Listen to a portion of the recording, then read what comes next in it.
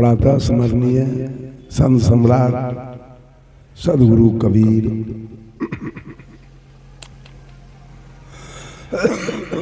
मंचासीन संत महापुरुषों, सत्संग समारोह में उपस्थित देवियों, बुद्धिजीवियों, धर्म प्रेमी सज्जनों, सदगुरु कबीर तमाम दुनिया के लोगों से उसका परिचय पूछना चाहते हैं। कौन तुम्हारी जाति है, क्या है तुम्हारा नाम, कौन तुम्हारा इष्ट है, कहाँ तुम्हारा ग्राम। पूछते हैं तुम्हारी जाति क्या है और तुम्हारा नाम क्या है, तुम्हारा घर कहाँ है, तुम्हारे इष्ट कौन है, क्या हम ब्राह्मण हैं, क्या क्षत्रिय हैं, क्या वैश्य हैं, शूद्र हैं, क्या हम हिंदू हैं, मुसलमान हैं, सिख हैं, ईसाई हैं, पारसी हैं, यहूदी हैं, क्या हम छूत हैं, अछूत हैं, अवर्ण हैं, सवर्ण हैं, नीच हैं, ऊंच हैं, क्या हम बैकवर्ड हैं, फॉरवर्ड हैं, क्या हम गोरा और काला हैं, क्या हम विद्वान और मूर्ख हैं, क्या हम धनी और निर्धन हैं, क्या हम औरत और मर्द हैं, क्या हम हाथ और पैर हैं, क्या हम मुंह नाक कान हैं, क्या हम पेट और पीठ हैं, कुछ नहीं। मैं शुद्ध बुद्ध चेतन जीव आत्मा हूं और कर्मानुसार मां के गर्भ में जाकर 9 महीना रहकर और ये शरीर साधन लेके मैं बाहर आया।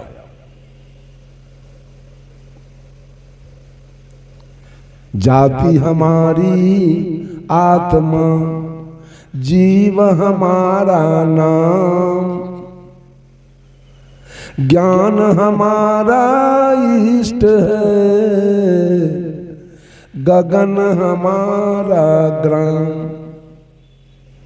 बंधुओं, अब खाना जाना, पीना जाना, रोना जाना, हंसना जाना, अपना जाना, पराया जाना, रुपया जाना, पैसा जाना, घर जाना, द्वार जाना, जिला जाना, थाना जाना, देश जाना, विदेश जाना, और ये सब जाना तो क्या जाना जब अपने आप को नहीं जाना।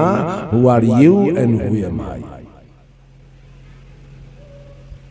अपने बारे में कोई पता ठिकान है? आप कौन है? क्या आप शरीर हैं? अगर आप शरीर हैं तो शरीर को छोड़, शरीर एक दिन मुर्दा कैसे हो जाता है?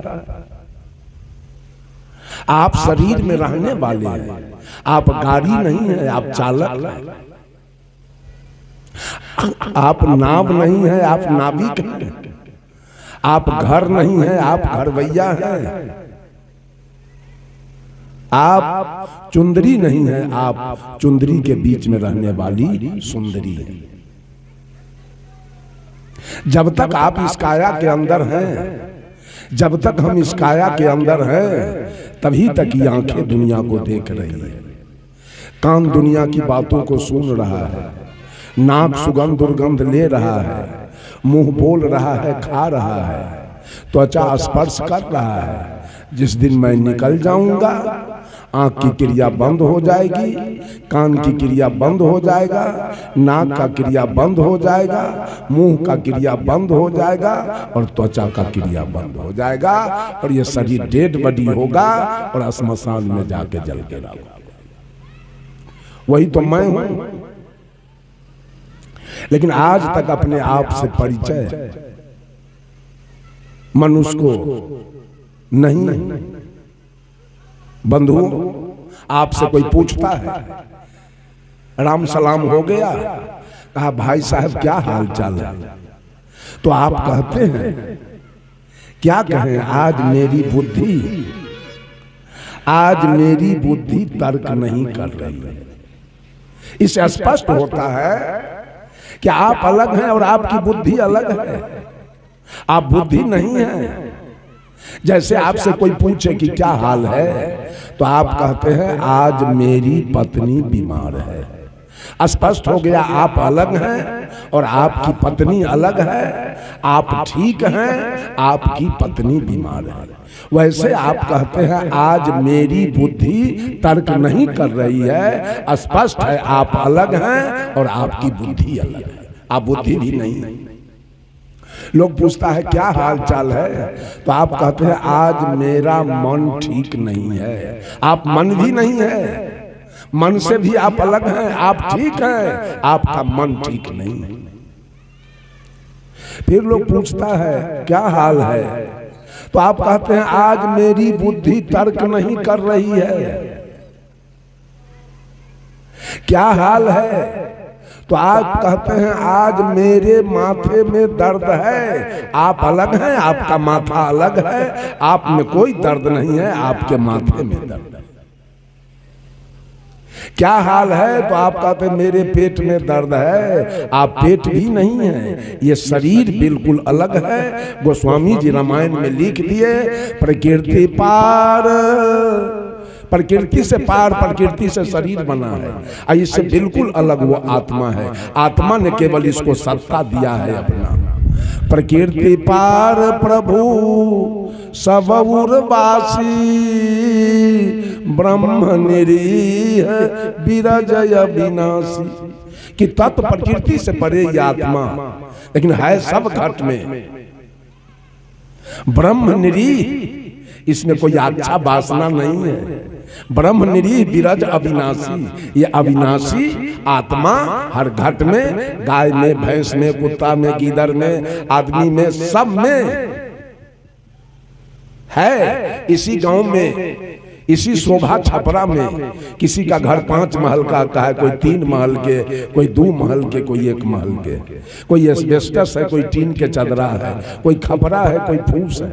फूस में रहने वाला कौन है, बैल की आदमी? फूस में कौन रहता है, बोलिए?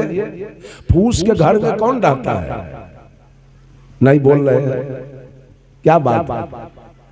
अरे फूस के घर में क्या रहता है? आदमी। तो बोल नहीं रहे, पक्का में क्या रहता है? आदमी। खपरा में कौन रहता है? आदमी। टीन के चदरा में रहता है आदमी।